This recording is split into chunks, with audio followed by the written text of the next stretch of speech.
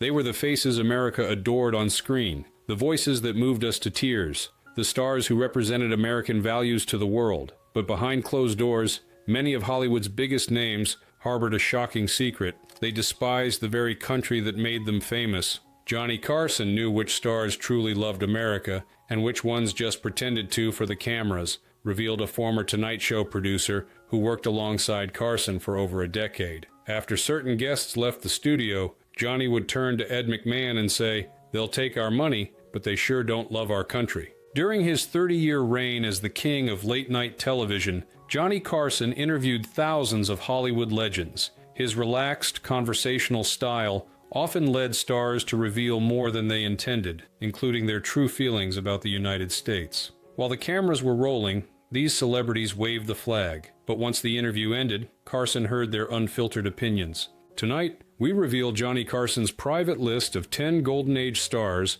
who secretly harbored anti-American sentiments, the Hollywood legends who built fortunes and fame on American soil while privately condemning the nation that adored them. Of course, modesty forbids that I should comment on these wonderful compliments. 1. Charlie Chaplin, the comedian who stopped laughing at America. Charlie Chaplin created the iconic Little Tramp character that made America fall in love with him. His silent films grossed millions and established him as one of Hollywood's first true superstars. But beneath the bowler hat and cane was a man whose relationship with America grew increasingly strained. Chaplin was probably the earliest example Carson would mention of a star who soured on America, said a former Tonight Show writer. Johnny studied comedy history obsessively, and Chaplin was initially a hero to him. Later, he saw him as a cautionary tale. Born in London, Chaplin never became an American citizen despite living in the United States for over 40 years. As his fame grew, so did his willingness to express controversial political views. His 1940 film, The Great Dictator, boldly satirized Adolf Hitler at a time when America was still officially neutral in World War II. While this anti-fascist stance seems commendable in retrospect, Chaplin's alleged communist sympathies soon put him in the crosshairs of government investigators. By the late 1940s, at the height of the Red Scare, Chaplin faced intense scrutiny from the House Un-American Activities Committee, HUAC, and the FBI. His support for Soviet-American friendship groups, his criticism of capitalism, and his associations with known communist sympathizers made him increasingly controversial. Johnny understood the difference between criticizing policies and hating America, noted a former NBC executive, but he felt Chaplin had crossed that line, especially when he spoke overseas. The breaking point came in 1952. While Chaplin was sailing to London for the premiere of his film Limelight, U.S. Attorney General James McGranary revoked his re-entry permit. Essentially exiled, Chaplin decided not to fight for his return, settling in Switzerland and declaring, "I have been the object of lies and propaganda by powerful reactionary groups." Johnny joked about everyone, but Chaplin, he just smirked and moved on, recalled a former Tonight Show writer. He believed Chaplin had taken everything America offered and then turned his back when it became inconvenient. Chaplin would return to the United States only once more, in 1972, to accept an honorary Academy Award. By then, Carson reportedly viewed him as the quintessential example of a star who had benefited immensely from America while harboring deep resentment toward the country. You know, she won the Academy Award for Clute. Received an Oscar nomination for They Shoot Horses, Don't They? Would you welcome, please, Miss Jane Fonda. 2. Jane Fonda. From Hollywood royalty to Hanoi Jane. Jane Fonda was Hollywood royalty, the daughter of beloved actor Henry Fonda, an Academy Award winner and one of the most successful actresses of her generation. But her actions during the Vietnam War earned her a place on Carson's list of stars whose patriotism he questioned. Jane Fonda was probably the most controversial guest Carson ever had on the show, revealed a former Tonight Show producer. The tension in the studio was palpable whenever she appeared, even though Johnny always remained professional on camera. Fonda's 1972 trip to North Vietnam, where she was photographed sitting on an anti-aircraft gun used to shoot down American planes, earned her the nickname Hanoi Jane and the permanent enmity of many veterans. During radio broadcasts from Hanoi, she suggested American POWs were being treated humanely by their captors and called U.S. leaders war criminals. When she returned from Vietnam, The Tonight Show received thousands of letters and calls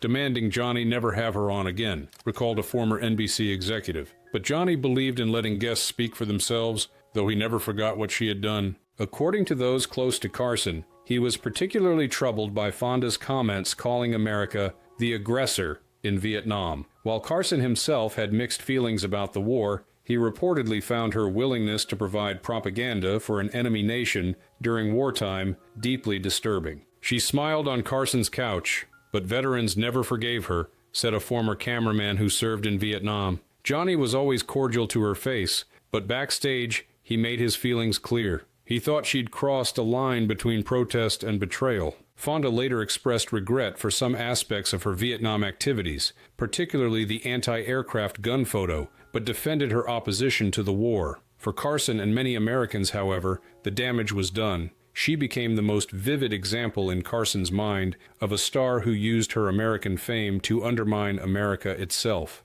His conscience as an American and his moral commitment when he believes in something. Would you welcome, please, Mr. Marlon Brando. 3. Marlon Brando, the rebel without respect for his country. Marlon Brando revolutionized acting with his raw, naturalistic performances in films like On the Waterfront and A Streetcar Named Desire. His talent was undeniable, but according to Carson's private comments, so was his contempt for many fundamental American institutions. Brando fascinated Johnny, explained a former Tonight Show writer. Here was this brilliant actor, made wealthy and famous by the American film industry, who seemed to despise everything about American society. Throughout his career, Brando was outspoken in his criticism of American foreign policy, treatment of Native Americans, and what he viewed as the country's endemic racism. While these causes have merit, Carson reportedly felt Brando's criticism went beyond constructive engagement to express a deeper disdain for America itself. Johnny said Brando never hated fame, just the country that gave it to him,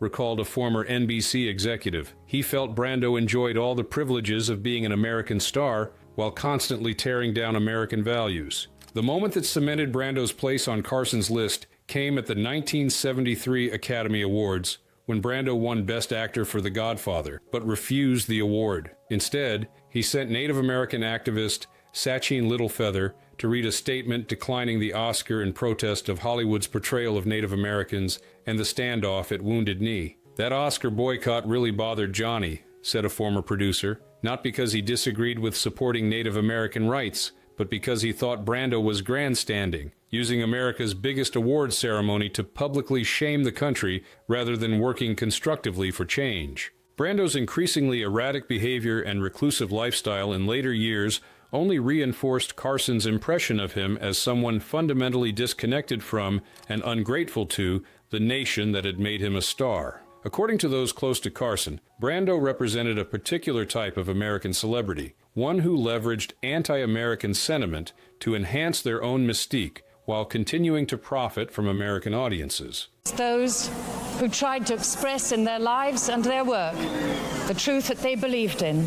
4. Vanessa Redgrave, the British star who condemned her American paychecks. Though not strictly a Golden Age Hollywood star, British actress Vanessa Redgrave made Carson's list for her outspoken criticism of America while actively pursuing work in American films and on Broadway. Redgrave was different because she wasn't American to begin with, explained a former Tonight Show booker, but Johnny thought that made her comments even worse. She was coming to America for the career opportunities while simultaneously condemning the country providing those opportunities. Throughout the 1970s, Redgrave was notorious for her far-left political activism, including support for the Palestine Liberation Organization, PLO, at a time when most Americans viewed it as a terrorist organization. Her 1977 documentary, The Palestinian, explicitly criticized American policy in the Middle East, calling the U.S. imperialist and condemning its support for Israel. The controversy peaked at the 1978 Academy Awards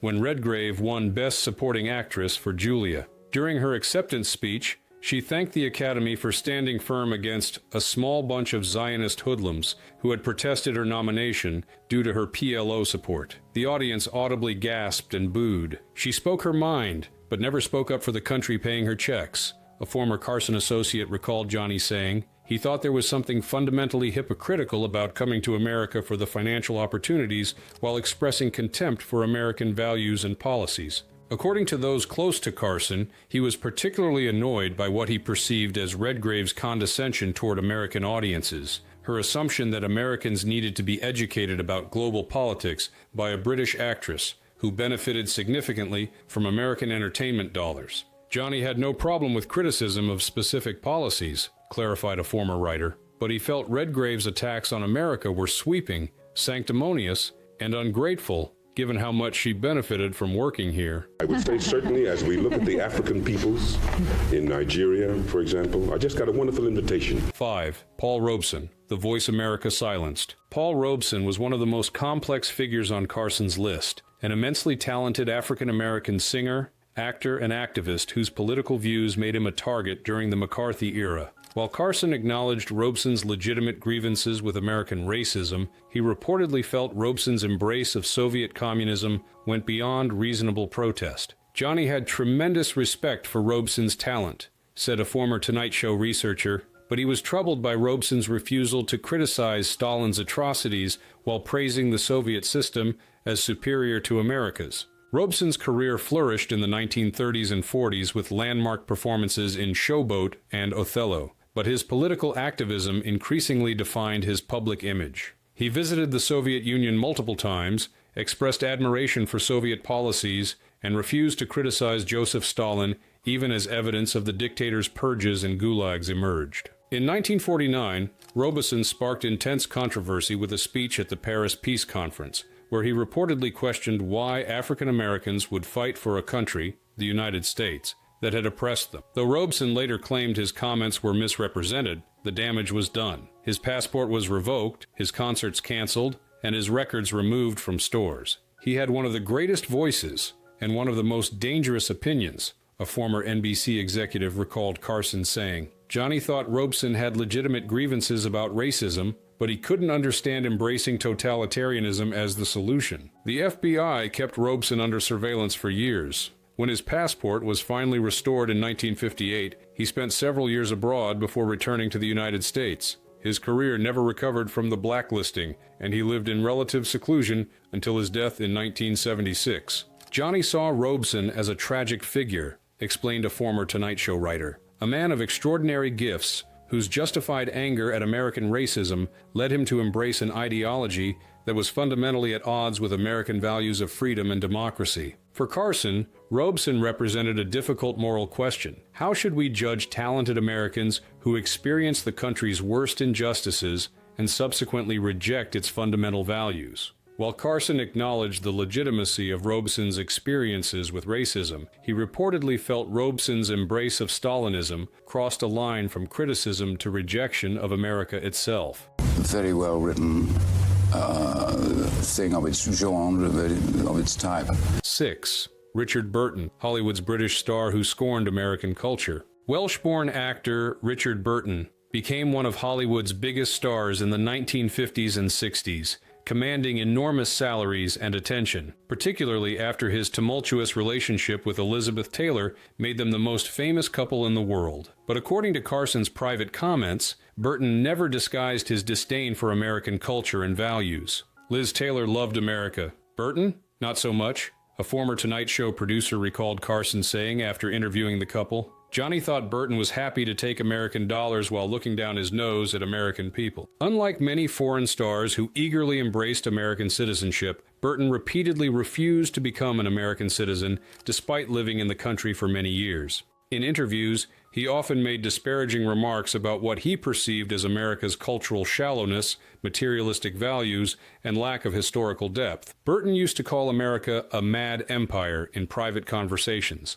claimed a former Hollywood publicist. He thought Americans were unsophisticated and easily impressed by British accents and Shakespearean training. What particularly grated on Carson, according to those close to him, was the contrast between Burton's public persona as a charming raconteur on American talk shows and his private comments dismissing American culture. Carson reportedly felt Burton was happy to charm American audiences when promoting his films, but showed little genuine appreciation for the country that had made him wealthy and famous. Johnny had a special distaste for stars who would mock American accents or customs backstage, then turn on the charm once the cameras rolled, explained a former Tonight Show director. He thought Burton was one of the worst offenders, brilliant, charismatic, but fundamentally contemptuous of America. Burton's heavy drinking often loosened his tongue, leading to even more explicit criticisms of American politics, culture, and values. Comments that frequently made their way back to Carson through Hollywood's gossip network. While Burton's talent was undeniable, Carson reportedly viewed him as the quintessential foreign star who extracted wealth and fame from America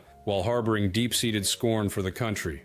A most original and creative talent in our business. Would you welcome Mr. Orson Welles? 7. Orson Welles. The boy wonder who grew to resent American success. Orson Welles was the brilliant wunderkind who revolutionized both radio and film with The War of the Worlds broadcast and Citizen Kane. But according to Carson's private observations, Welles's early success gave way to bitter resentment of the American system he felt had ultimately rejected his genius. Johnny said Orson loved power, just not the country that gave it to him, recalled a former Tonight Show writer. Their interviews were always fascinating, but Johnny felt Welles had developed a deeply cynical view of America. Welles had a complicated relationship with America throughout his career. After the stunning success of Citizen Kane, he experienced a series of commercial failures and studio conflicts that left him increasingly marginalized in Hollywood. He spent many years in Europe, returning to America primarily for acting roles to finance his independent projects. The FBI maintained a substantial file on Welles,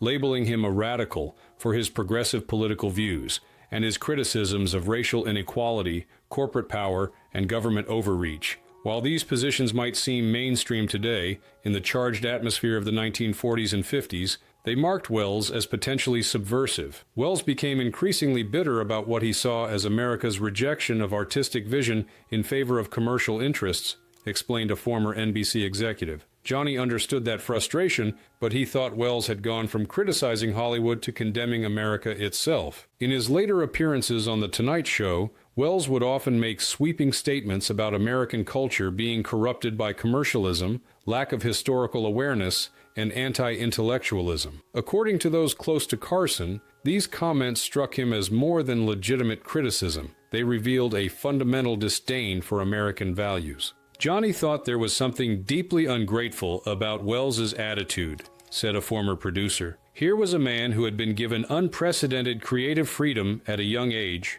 whose first film is consistently ranked among the greatest ever made, complaining about how America had failed him. Johnny found that perspective warped. For Carson, Welles exemplified a particular type of American intellectual who gained fame within the American system, then used that platform to condemn the very culture that had elevated them. While Carson admired Welles's talent immensely, he reportedly viewed his anti-American sentiments as a form of displaced blame for his own career disappointments. Talking movies all day and all night after work and during work.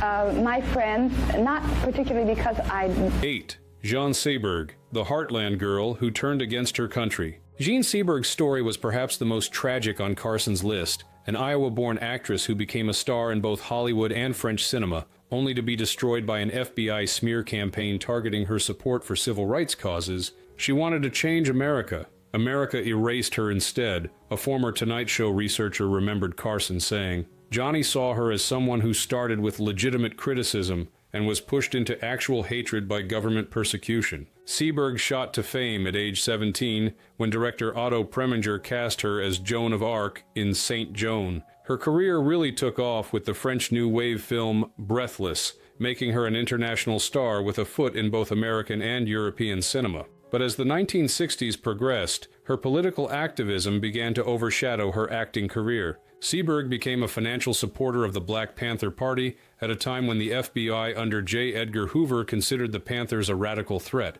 This support led to her becoming a target of COINTELPRO, the FBI's counterintelligence program aimed at surveilling, infiltrating, and discrediting domestic political organizations. In 1970, the FBI planted a false story in the Los Angeles Times suggesting that Seberg's pregnancy was the result of an affair with a Black Panther member, not her husband. The stress reportedly caused Seberg to go into premature labor. Her daughter died 2 days later. Seberg attempted suicide annually on the anniversary of her daughter's death. Johnny thought what happened to Seberg was unconscionable, said a former Tonight Show producer. But he was troubled by how her justified anger at FBI persecution evolved into what seemed like rejection of America itself. According to those close to Carson, he viewed Seberg as someone who began with legitimate criticism of American policies, but was pushed toward more radical anti-American views by government harassment. Her story represented a disturbing cycle: criticism leading to persecution, persecution fueling deeper resentment, and resentment hardening into rejection of the country itself. Seberg's mental health deteriorated throughout the 1970s. She was found dead in her car in Paris in 1979, an apparent suicide. The full extent of the FBI's campaign against her wasn't revealed until years later through Freedom of Information Act requests. For Johnny, Seberg's story raised difficult questions about patriotism, explained a former writer. Can you still love a country whose government has systematically destroyed your life? He wasn't sure, but he thought Seberg had ultimately been pushed into hating America by actions that betrayed American values themselves.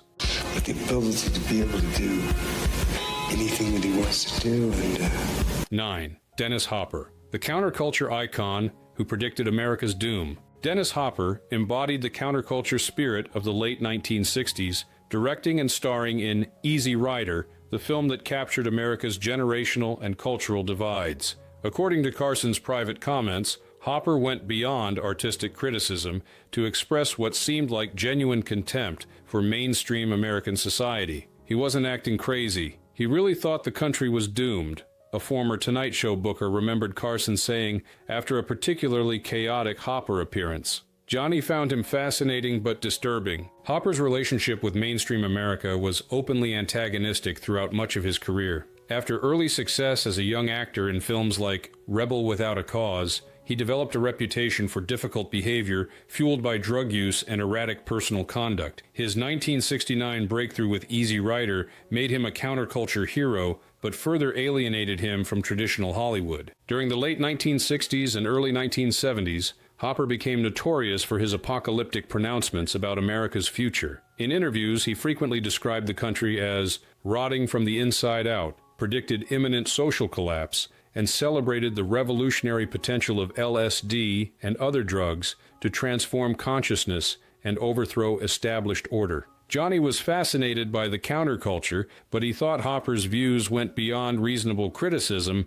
explained a former producer. Hopper seemed to actively wish for America's downfall rather than its improvement. Hopper's appearances on The Tonight Show were unpredictable, to say the least. Sometimes charming and articulate, other times rambling and confrontational, he never hid his radical political views or his disdain for what he called plastic America. According to those who worked on the show, Carson found these appearances compelling television, but was privately troubled by Hopper's seeming rejection of fundamental American values. Johnny thought there was something adolescent about Hopper's worldview, recalled a former director. He understood criticizing America's flaws, but he thought Hopper took a kind of glee in predicting the country's destruction that revealed something more like hatred than constructive criticism. As Hopper's career and personal life deteriorated through the 1970s and early 1980s, his anti-establishment views hardened into what Carson reportedly viewed as genuine anti-American sentiment, a rejection not just of specific policies or leaders,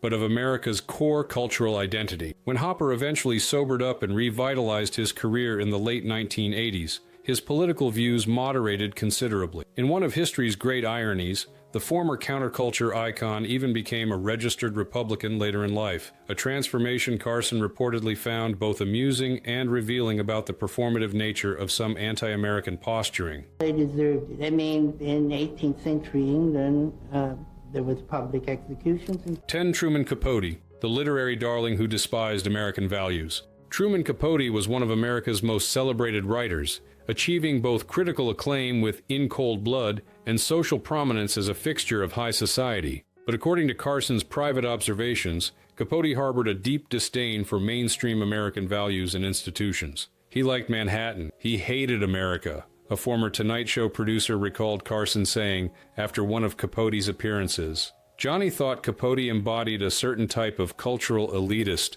who benefited from American freedom while looking down on American people. Capote's distinctive voice, witty observations, and celebrity gossip made him a frequent and popular guest on The Tonight Show. But backstage and in private conversations, he reportedly expressed contempt for what he considered America's provincial values, unsophisticated tastes, and cultural limitations. Throughout his career, Capote was outspoken in his criticism of the American justice system, a theme in Cold Blood, American Politics, which he called phony theater, and American celebrity culture, despite being one of its most prominent beneficiaries. While these criticisms often contained valid insights, Carson reportedly felt they revealed a deeper rejection of American identity itself. Capote would say the most scathing things about middle America, religious people, or traditional values, essentially attacking the very viewers watching The Tonight Show, explained a former writer. Johnny found it revealing that Capote never seemed to consider that he was insulting millions of Americans who had bought his books and made him famous. What particularly troubled Carson, according to those close to him, was Capote's seeming belief that European culture was inherently superior to American culture, a perspective Carson felt ignored America's unique contributions and innovative spirit. Capote frequently compared American institutions unfavorably to their European counterparts, suggesting America was essentially a cultural backwater despite its wealth and power. Johnny had a special dislike for Americans who constantly held up Europe as culturally superior, noted a former Tonight Show director. He thought it showed a fundamental lack of appreciation for what made America unique, its openness, its energy, its willingness to reinvent itself. As Capote's personal life deteriorated due to alcohol and drug problems, his criticisms of American society became increasingly bitter and sweeping. According to Carson's private comments, Capote represented a particular type of American cultural figure, one who achieved fame and fortune through American channels while maintaining a posture of superiority and disdain toward the country and its people. Thank you for coming. Friday night?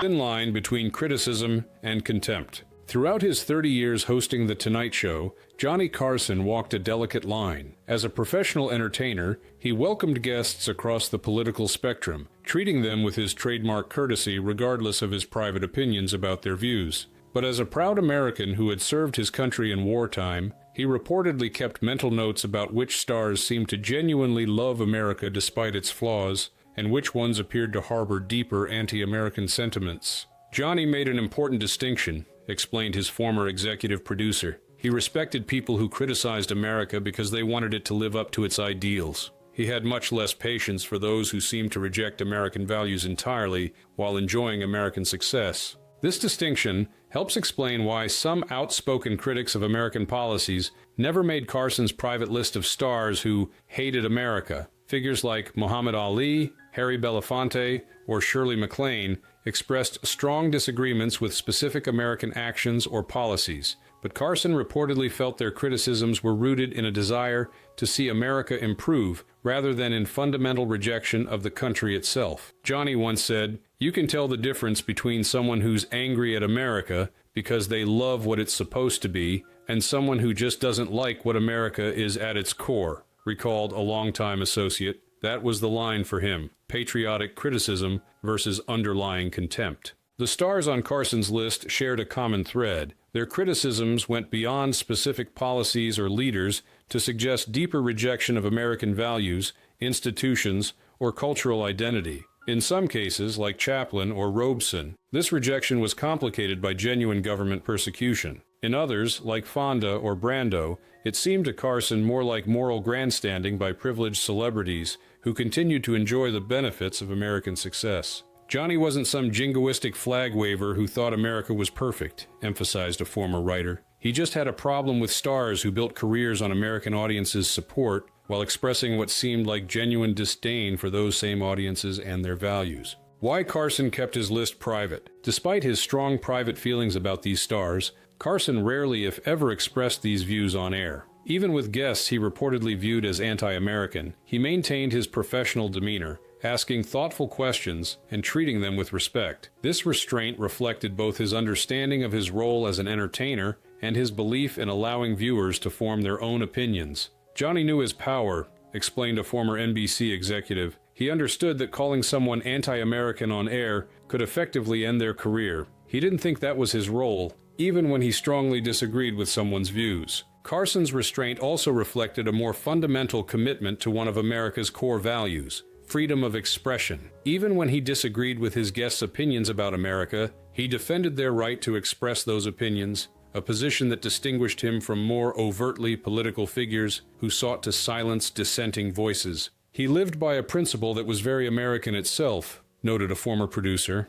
"The idea that I might strongly disagree with what you say, but I'll defend your right to say it. That's why, even with guests he privately considered anti-American, he gave them a fair hearing on his show." This commitment to fairness extended even to guests who had taken actions Carson reportedly found genuinely troubling, such as Jane Fonda's visit to North Vietnam during wartime. While privately disturbed by such behavior, Carson maintained that his role was to facilitate conversation rather than to serve as a public judge of patriotism. "Johnny understood something important about America," reflected his former head writer, "that one of its greatest strengths is the ability to tolerate criticism, even harsh criticism, without resorting to censorship or persecution. He lived by that principle, even when the criticism came from people he thought didn't appreciate America's fundamental virtues." The legacy of Carson's observations. Carson's private list of stars he considered anti-American offers a window into how one influential American, a Navy veteran from Nebraska who became television's most trusted figure, viewed the sometimes contentious relationship between celebrity and patriotism during Hollywood's golden age and beyond. His observations remind us that the tension between artistic expression and national identity is not new, nor is the debate about the line between legitimate criticism and fundamental rejection of American values. These same discussions continue today, with different names but similar dynamics. "Johnny would be fascinated by today's debates about patriotism and protest," said a former colleague, "but I think he'd still apply the same test. Are you criticizing America because you want it to be better, or because you reject what it stands for at a basic level?" That was always his dividing line. As viewers of classic films and television, understanding this historical context adds another dimension to our appreciation of Golden Age stars. Behind the glamorous facades and perfectly delivered lines were real people with complex, sometimes controversial views about the country that made them famous. Johnny used to say that being a star is playing a role, but being a citizen requires authenticity, recalled his former executive producer. He thought the most interesting people were those who could balance both, who could enjoy their success while honestly engaging with America's challenges and opportunities. In the end, Carson's list represents one influential American's perspective on the sometimes troubled relationship between celebrities and the nation that elevates them to fame and fortune. It raises questions that remain relevant today. What do we owe the country that makes our success possible? What is the line between constructive criticism and fundamental rejection? And perhaps most importantly, what does it mean to truly love America, flaws and all?